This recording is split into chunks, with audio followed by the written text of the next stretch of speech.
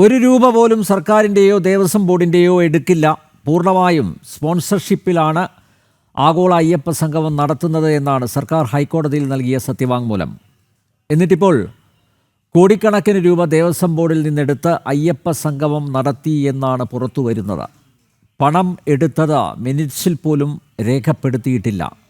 Sabarimala special കമ്മീഷണറുടെ audit report ഹൈക്കോടതിയുടെ മുമ്പിലുണ്ട്. സ്പോൺസർമാർ ആരും പൈസ തന്നില്ലത്രേ, സ്പോൺസർ ചെയ്യാൻ ആരും മുന്നോട്ട് വന്നില്ലത്രേ. എങ്കിൽ പിന്നെ ഇതൊക്കെ വന്നിട്ട് സംഗമം സംഘടിപ്പിച്ചാൽ പോരായിരുന്നു? ഇതിൽ1 കോടി രൂപ എവിടുന്നോ വന്ന കുറേ VIP-കളെ കുമരകത്തെ 5 സ്റ്റാർ റിസോർട്ടുകളിൽ താമസിപ്പിച്ച് അണ്ടിപ്പരിപ്പും ബദാമും തീറ്റയും കുടിയും കൊടുത്ത കാശാണ്.